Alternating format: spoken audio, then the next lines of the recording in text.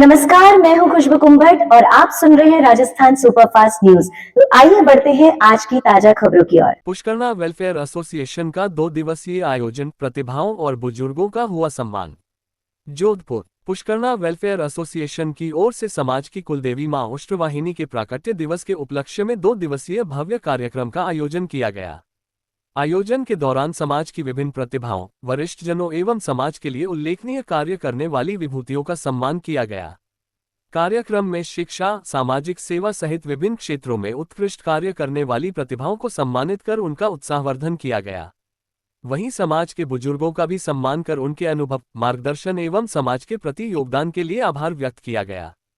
पत्रकारिता के क्षेत्र में समाज और जनहित से जुड़े मुद्दों को प्रमुखता से उठाने तथा सकारात्मक पत्रकारिता के लिए पत्रकारों का भी सम्मान किया गया। आयोजन की विशेष प्रस्तुति भव्य भजन संध्या रही। इसमें जगदीश हर्ष, नेहा हर्ष बोडा, दीपक जोशी सहित अनेक गायक कलाकारों ने करीब 4 घंटे तक एक से बढ़कर एक भजनों की प्रस्तुति देकर श्रद्धालुओं को भक्तिरस में सराबोर कर दिया। मुख्य अतिथि पूर्व न्यायाधीश एवं मानवाधिकार आयोग के अध्यक्ष गोपाल कृष्ण व्यास ने भी भजन प्रस्तुत कर कार्यक्रम की गरिमा बढ़ाई। कार्यक्रम के दूसरे दिन मां उष्ट्रवाहिनी की भव्य आरती का आयोजन किया गया। श्रद्धालुओं ने सामूहिक रूप से आरती में भाग लेकर समाज की सुख समृद्धि एवं खुशहाली की कामना की। कार्यक्रम का प्रभावी संचालन बसंत कल्ला ने किया। आयोजन में समाज के बड़ी संख्या में लोगों ने भाग लिया और 2 दिवसीय कार्यक्रम को श्रद्धा, भक्ति एवं सामाजिक एकता के साथ संपन्न कराया। के महीने के कार्यक्रमों की बात ही कुछ और होती है। शिव जी की जहां हर जगह आरती होती है, तो बिल्कुल पुष्टिकरणा समाज की जब बात करते हैं तो माँ उष्ट्रवाहिनी जो इनकी कुलदेवी है, जहां 13 को यहाँ मेला पड़ता है चांदपौल के बाहर और 2 दिवसीय कार्यक्रम का आयोजन होता है। और बिल्कुल इसी तरीके से धूमधाम से जहाँ वर्षों वर्ष से 2 साल लगातार हम देख रहे हैं कि जिस तरीके से यहाँ मंदिर के जीर्णोद्धार के बाद नवीनीकरण की बात भी देखने को मिल रही है।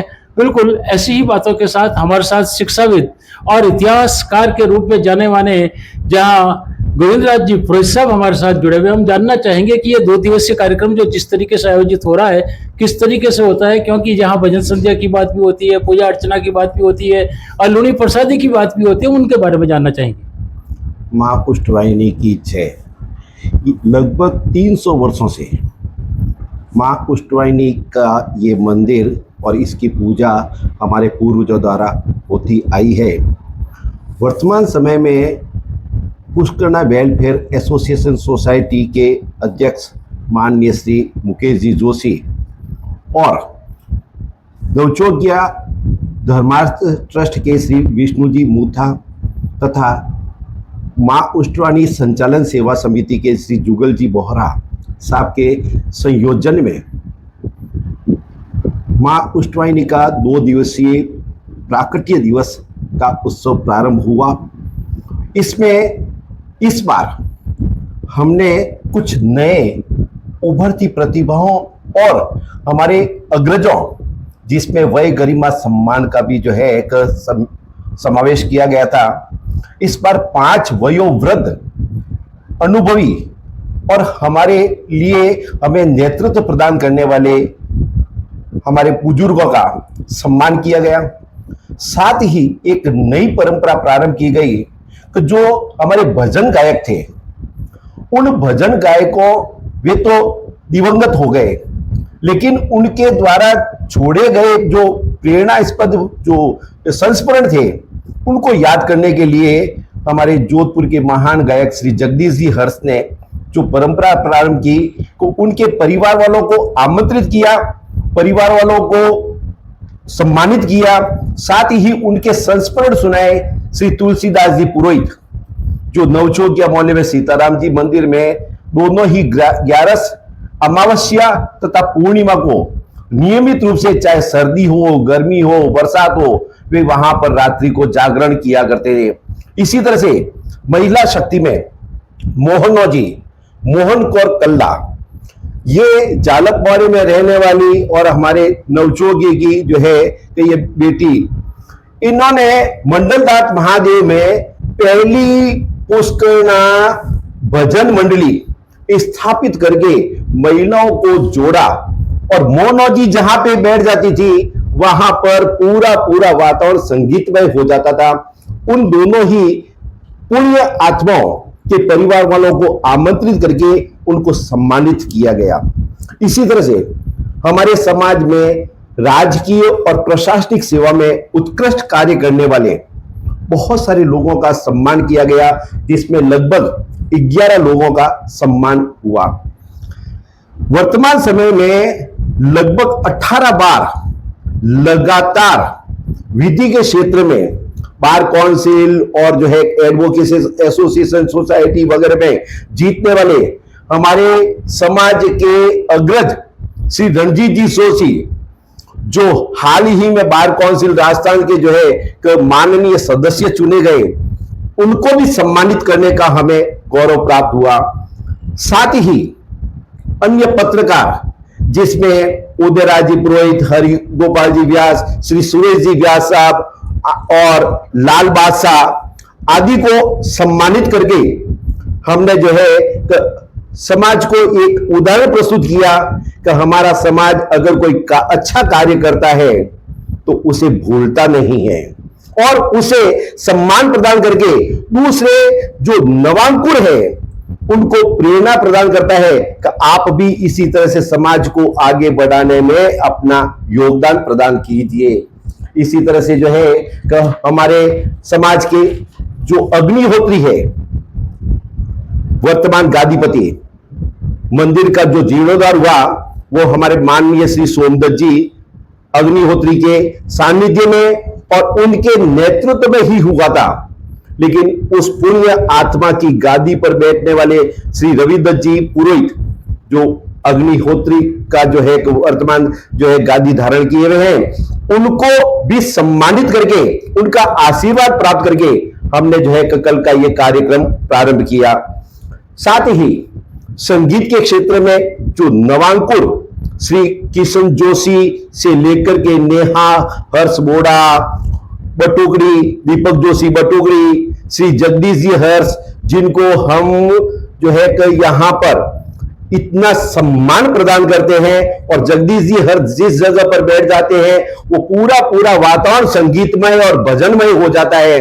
वे उन्होंने रात्रि के समय लगभग 4 घंटे तक कल भजन संध्या का जो आनंद हमें दिया, हम जिंदगी भर उसको नहीं भूल पाएंगे। साथ ही हमें यहां पर कुछ लोगों का आशीर्वाद प्राप्त हुआ, जिसमें डॉक्टर जेठमल जी बोरा साहब पधारे नहीं, लेकिन उनका घर बैठे हमें आशीर्वाद प्राप्त हुआ।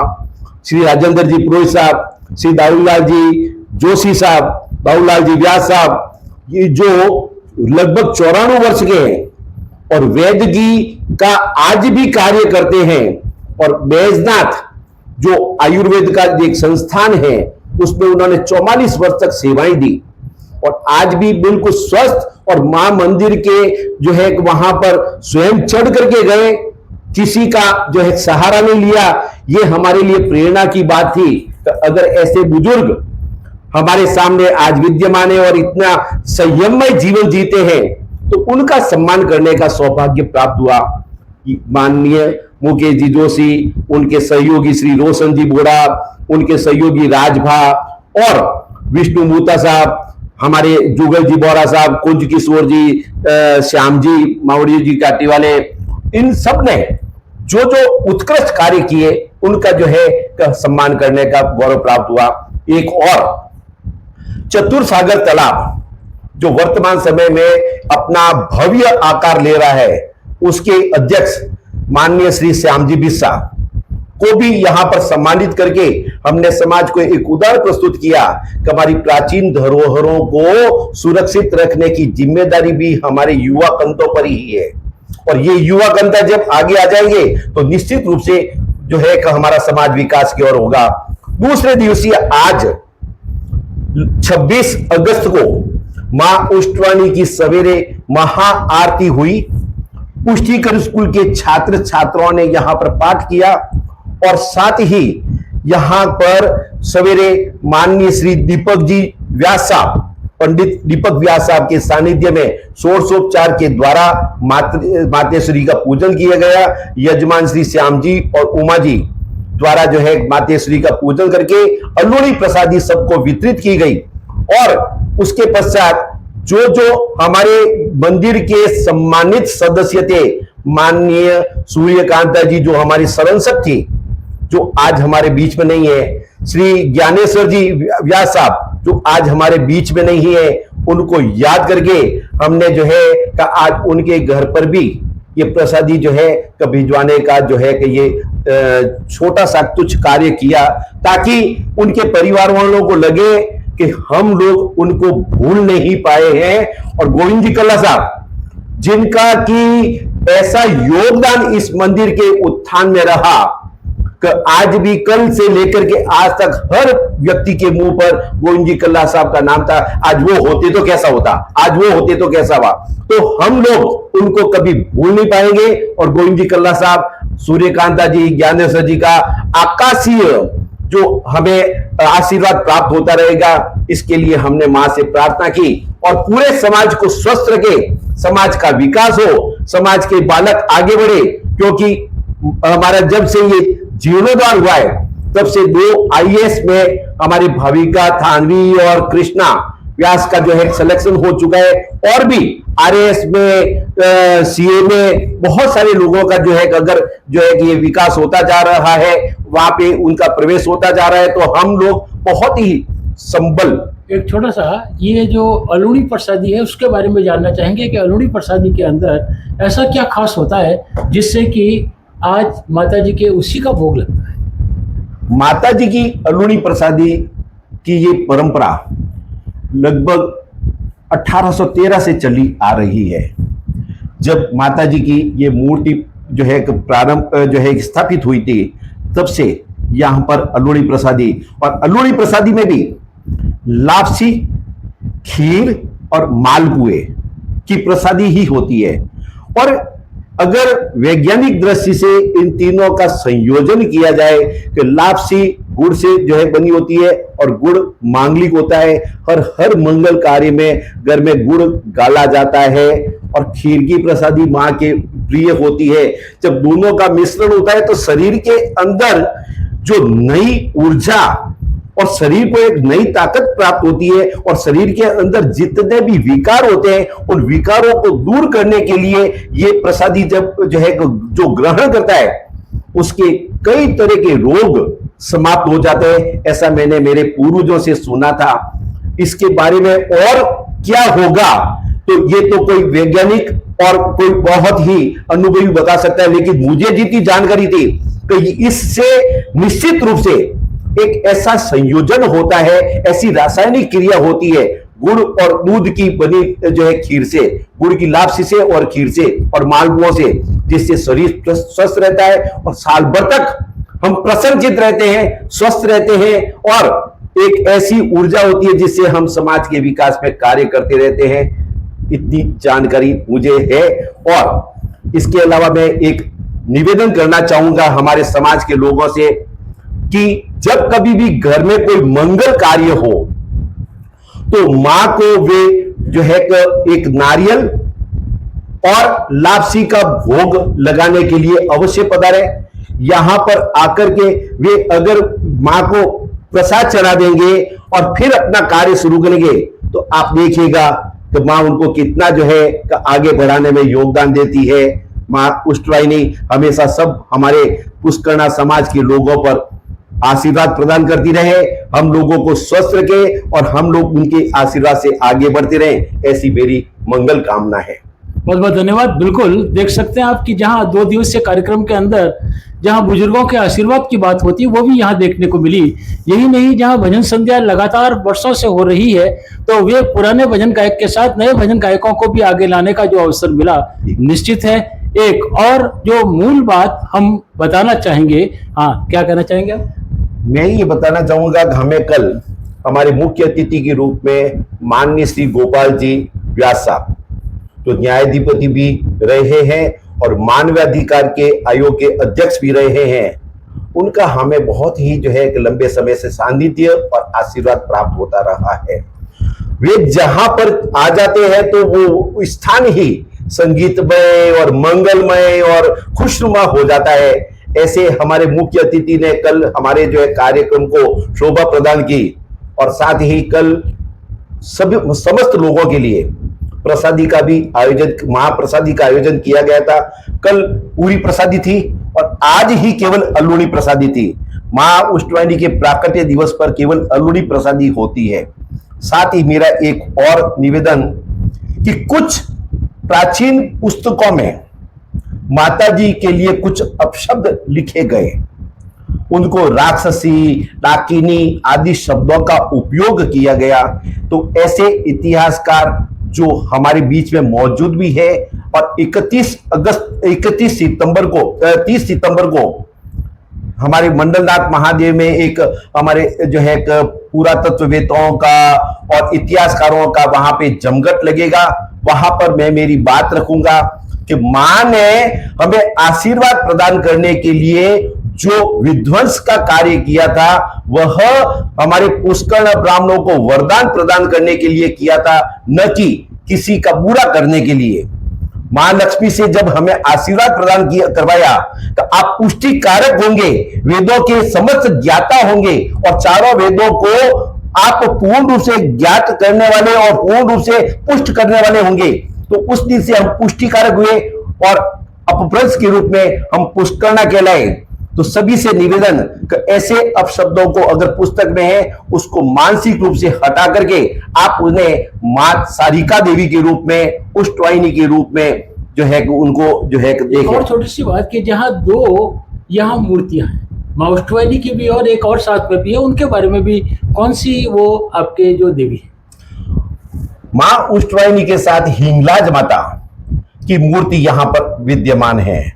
मां हिंगलाज माता और मां उष्टवाहिनी दोनों सिंध प्रदेश से, कहते हैं दोनों बहनें थी। और जब हमारे पुष्टिकारक सैंधव्य ब्राह्मणों ने मां से जब प्रार्थना की तो सिंधु नदी से प्रकट होकर के वह ऊंट पर बैठ करके हमारे श्रीमाल क्षेत्र में आई, जहां पर ब्राह्मणों का सम्मेलन हो रहा था। वहां पर हिंगलाज माता ने सारिका माता को अपना जो है पूर्ण रूप से बल देकर के भेजा था तो जाकर के इन ब्राह्मणों को उचित स्थान प्रदान करवाएं। जो हमें पदच्युत कर दिया गया था उस सभा से, वो स्थान दिलवाने के लिए हिंगलाज माता और सारिका माता ने जब वहां पर जो है जो विध्वंस का कार्य किया और उससे डर करके मां लक्ष्मी प्रकट हुई और जाकर के पूछा तो क्या हुआ, तो उन्होंने कहा ये ब्राह्मण जो वेदों में पूर्ण रूप से पारंगत है, इनको पदच्युत कर दिया गया और गौतम ऋषि को यहां पर बगैर इनकी अनुमति के सभापति बना दिया गया तो इनको इनका स्थान मिले। उस दिन से मां लक्ष्मी ने वरदान प्रदान किया कि जहां कहीं भी वेदों की या अध्यात्म की जो बात होगी और उसमें ये सैंधव्य ब्राह्मण जो है, ये पुष्टिकारक ब्राह्मण उसकी पुष्टि कर देंगे, तब ही वो पूर्ण होगा कार्य, वो मंगल कार्य होगा। तो उस दिन से हम पुष्टिकारक ब्राह्मण कहलाए और इसके लिए हिंगलाज माता और सारिका माता, जिन्हें हम उष्टवाहिनी माता कहते हैं, इन दोनों का हमें आशीर्वाद प्राप्त हुआ। एक और महत्वपूर्ण बात कि हमारे ईरान में भी एक सिंधु ये मां सारिका का मंदिर स्थापित है, जिसका प्राचीन जो ग्रंथ, उसकी फोटो और उसका शिलालेख मेरे पास में उपलब्ध है। कभी भी जो है मौका लगेगा तो मैं सबके सामने उसको प्रस्तुत करूंगा। बहुत बहुत धन्यवाद। बिल्कुल देख सकते हैं कि आपकी जहां दो देवियां एक साथ, और जो इतिहास है वो बड़ा प्राचीन इतिहास है और 300 वर्षों से लगातार यहाँ पूजा हो रही है। और निरंतर जहाँ एक ये कहा जाता है कि माँ के चरणों में जब भी कभी कोई अच्छा कार्य होता है, विवाह होता है, तो वहाँ यहाँ आए, यहाँ पर वहाँ माता जी के लापसी का भोग और नारियल प्रसाद चढ़ाए। निश्चित रूप से हम ऐसी खबरों के साथ आपके साथ यूं ही जुड़े रहेंगे।